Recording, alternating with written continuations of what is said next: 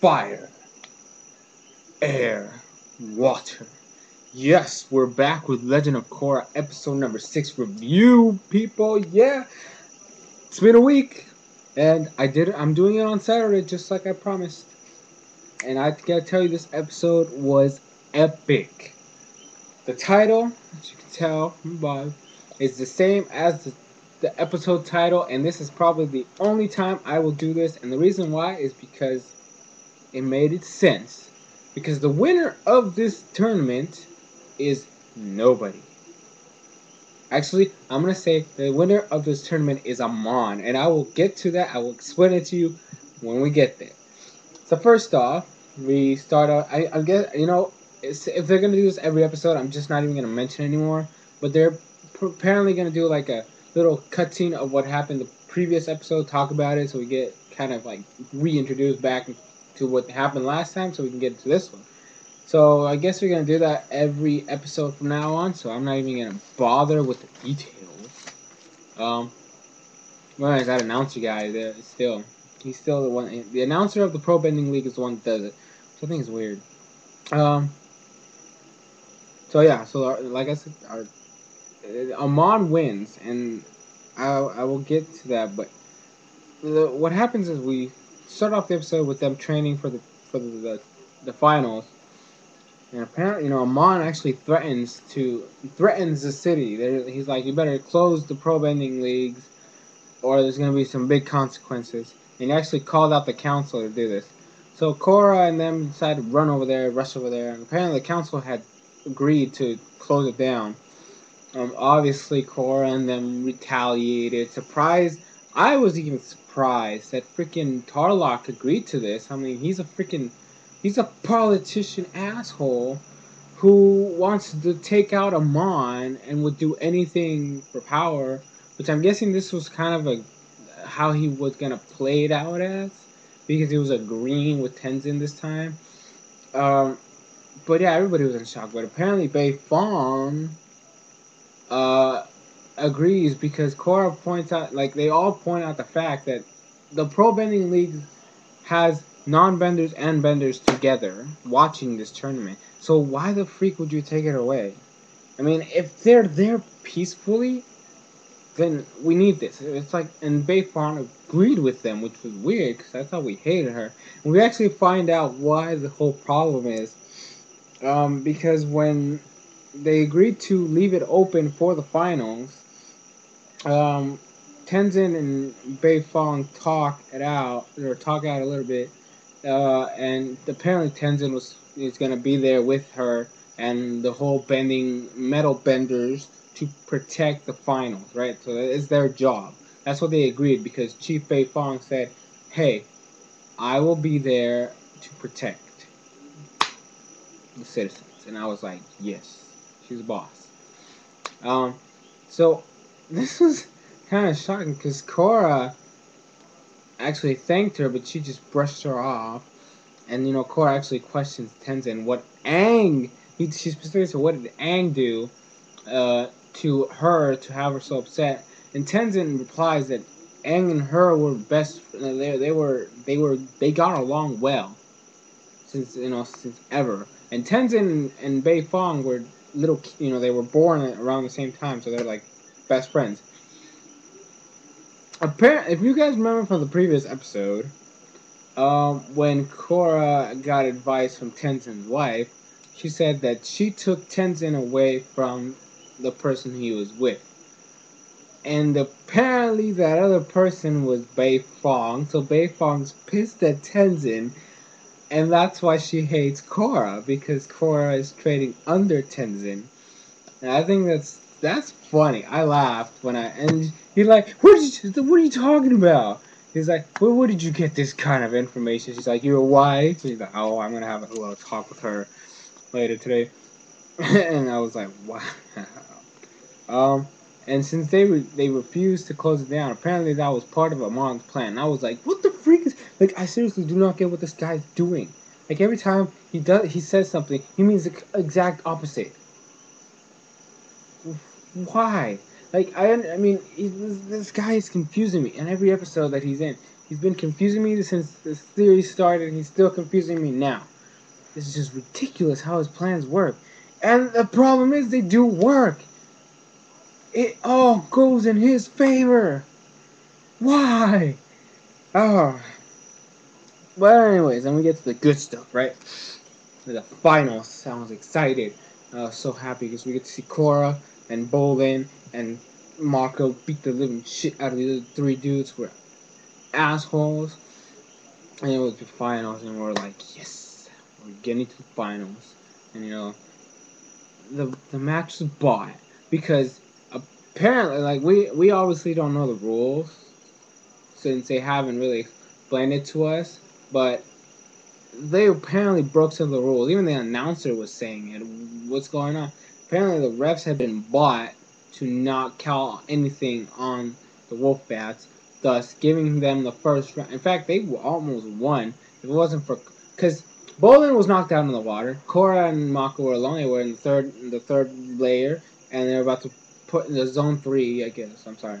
They were being pushed out, and Korra held on, and that's how they survived round 1. Second round was a tie, so they had to break it. And Korra is a boss. She's MVP in this part right here. She's MVP twice in this episode, but this was the first time she beat that guy's smirk because apparently the leader of the Wolfbats is a waterbender. I heard people speculating that he was an airbender, and I didn't really believe that, but now we know he's a waterbender, or he was. Oh, I got you. You're gonna hear why. So they win the second round. We win the second round. Third round comes around, they cheat like this entire time. Like no joke. Like they were pulling off shit that was like, what is going on here? And they won via cheating. Like they got a knockout and they won via cheating. Because what happened was that the Earthbender in their team, you pulled up 2 rocks, but he put one behind it, and then he threw the other one, and then the leader put water around it and broke it into other pieces. So it was water and earth together, and knocked all 3 of them out. And so apparently they won. And this is when the whole plan, Amon's plan, began. Because then you saw people putting on like masks, like and pulling out shit out of the popcorn with this electric glove. And I was like, what is that? Because that's just weird. I mean, they were literally pulling it out of their popcorn. I was like, how did you even sneak that in? And so Amon goes, he actually fights against the Wolfbats, and he ends up winning because he's just apparently that good. He takes all 3 of their beddings away. The other 3 were knocked out because one guy stuck that rod of lightning into the water and shocked all 3 of them and tied them up in the rope. And apparently we find out that Bolin knows how to talk Fire Ferret language because he was talking to Pabu so he could cut the ropes, which I thought was really weird. And then Tenzin and Bei-Fong start looking around the damage. The arena exploded. A bunch of shit was going on. He made a big old speech too, which was ridiculous. Also, we get to see a flashback. I just read that right now. I wrote that. We got a flashback. Apparently, Aang was fighting somebody. This is the second time we've seen flashbacks of Aang, and we have no idea what the fuck's going on because they go so fast and they're random. We don't even know. Literally, I was like scrambled, like my head like twisted. I was like, what? Like I saw Aang, I saw him in Avatar. I saw him hit somebody. I was like, what just happened here? And we go back to modern time. I was like, huh? I was like in confused state for like 3 seconds, and I was like, oh shit, I got it back. Then Mon gives this huge old speech about equalism and Bender's oppression and a bunch of nonsense that I really didn't pay attention too much to. Besides, they weren't even paying much attention to it anyways. Like, we barely heard any of it. And then he ends the speech by going, the revolution has begun. Apparently all the metal benders were taken out, because literally, that was ridiculous. Like, everybody was taken out. Like, all the, like, Bei-Fong, Tenzin, and all the metal benders that were in the building, plus the Avatar, Korra, Bolin, and Mako were all knocked out. Like, everybody was knocked out. Like, all the main guys that would have put up a fight were taken out. And we got to see some whirlpool action. I was like, the moment that he was gonna do that, my computer, the video froze. I was like, damn it! I had to restart it. And I was like, but I knew it. I knew it. Like as soon as she made that bridge of ice and jumped, and was about to jump, and I was like, oh, we're getting some whirlpool action right now, and we did whirlpool action. The problem was she didn't make it because like they had gotten on these. They had a big old blimp, and it was they dropped this platform for them to stand on, and it was being raised. Korra didn't actually make it, and then Bei-Fong kind of grabbed her with her metal bending and pushed her up, like just threw her up there. Ow, damn! Uh, just threw her up, and she was able to make. She knocked like a bunch of the guys out, and then they made it to the roof, and they ended up fighting. Like Amon kept going up, but they ended up fighting. It goes Bei-Fong and Korra versus the Chi Blockers. Um, I say Bei-Fong MVP there too. And this is Korra's second MVP moment too. Freaking boss! Like, I mean, I'm gonna call Korra a firebender for the rest of the series because she's that. Even though in the intro it shows her using waterbending, I call her a firebender because she uses that more than any of the other two elements that she currently knows. And I'm pretty sure when she learns airbending, she's not even gonna use that. So I'm gonna call her a firebender just because that's what she was using. It was water all over the place. Katara, who's not even the Avatar, can bring water out of the air. Excuse me, use her own sweat as water. I mean, she can do a bunch of shit, right? Why can't Korra? She's the Avatar. Ugh. But anyways, so I'm not even gonna bother with that anymore. So Korra's a firebender. I don't care what anybody says. She's a firebender. And that's what she was using. She was using firebending. But Bei-Fong, damn, the shit she was doing with her metal bending was just, damn. This girl's got skills. Like, it was ridiculous the stuff she was doing. She was doing, like, flips. She was doing, like, there was a point in the fight where she grabbed two of the guys about to fight Korra, and then she, like, did, like, the head spin, the upside down head spin, and she just, like, whoa, and then threw him over. I was like, damn, what the fuck? And she ended up using the metal, and she tried to reach him on, but Korra fell, like, she fell through the roof, because the roof made out of glass. Like, she took out one of the guys with her firebending. Like, I gotta admit, even though I'm calling her a firebender, I wish it was a waterbender, because she really is. But I mean, she was a boss with that fight. She just owned the guy she was fighting. But then the roof ended up collapsing, and we actually got to see, Bei-Fong give a crap, because she let go of catching the criminal in order to save Korra. And this, I actually gotta give props to Tenzin, because he's the one that said it, because Bei-Fong mentioned that Aang was such a calm person, then and he was the Avatar, and then it turned to this hyperactive girl, and then Tenzin, mentioned that she used to be like that, and she should give Korra a chance. So this is what we see. So they were apparently good to go now. They're best friends. Apparently, I don't know. I hope. But anyways, she ends up getting for them and going through the glass hole and just giving herself a boost. And then she grabbed onto one of the flags that dropped down, caught Korra, and then they swung to safety. And I was like, that's how you do it. That's exactly how you do it. And now war has begun because Tenzin said it. War has begun in Republic City.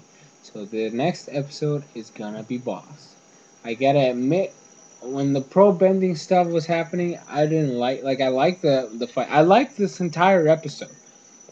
But while the pro bending league stuff was happening, I said this is not better than number 4 or number 2. But I gotta admit, as the stuff that happened after that with Korra and Bei-Fong, this this episode's up there now. And number 4 is still better, I gotta admit, but number 5 is right. He took number 2 spot, and I don't like number 2 is funny. This one was just action, and it was fun. It was cool. That's what I liked about this episode. It was cool, and just suspension all over the place. I have not disliked a single episode so far, and I like that.